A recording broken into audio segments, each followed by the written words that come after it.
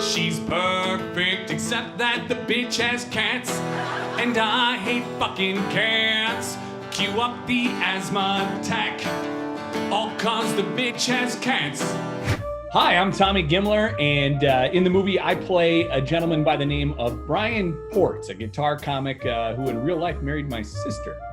So did I draw any parallels from his life? Hopefully not. Talk about the difference. I mean, you've performed on stage hundreds of thousands of times probably. Talk about the difference between performing on stage as opposed to performing on stage on a set where you have to wait for cues and there's not as big of an audience and the audience might be extras, stuff like that. So yeah, that is actually a great point for most comics. And what most comics are dealing with in today's setting is there's a lot of people who are doing virtual comedy clubs. And basically they're doing this where they're sitting in front of a computer and telling jokes. But, you know, kind of what drives you during a live setting is that laughter, you know, and you can even even if I'm playing a song in real life and I look out and just see like this young woman spit out her beer because she can't believe that I just sang that in the way that I did, like that's what drives you on stage. But it really wasn't too different based on the way you had everything set up in the comedy club and the fact that there were extras out there that I could look and I could see an extra smiling. Yeah. And, you know, like the extras did really well not to laugh, but we had a couple of pals who were in the crowd as well. Yeah. And a lot of times I would focus on them and I would watch them smile and it would drive you. It almost made you not think that there were cameras there, that you were actually performing for someone for real. I also hit you up pretty late in the process to write a piece of original music for the movie. So is that something that you would consider fun or challenging? Because the scene was already edited. So you only have this short window. You want to get a few lyrics in there, but I was really big on a little beat up top and a guitar. So what was that process like? I think it's both fun and challenging. And I think a lot of times they play off each other. If something's challenging, then you're going to do it. Because I think at this point in our lives, it's like, if you were like, hey, can you write a song about cats? I'd be like, oh, I've already done that. It's not going to be as challenging. I just pull a couple of things. But what you presented, it was like, A, I can do this, but B, I haven't like really done this in the past. So it drove me to where every morning I'd wake up or whatnot. And you said it was late in the process, but like, honestly, you gave me what, like 2 months?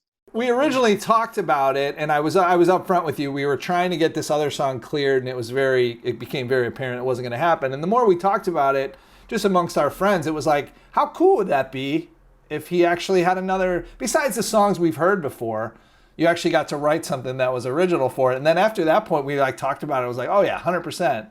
And I think what was we were hung up on one lyric. And it was hanging with my best friend. You were about, and you like finished the song. So you almost should have given yourself a writing credit. You were like, what about hanging with my best bud, Matt? It was like, boom, that's it. Thanks.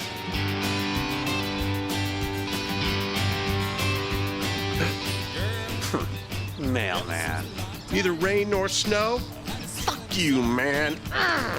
Colin, no! Yeah, set me straight, baby girl. I'm so naughty. We did a pretty good job of throwing cats under the bus a little bit in the movie here.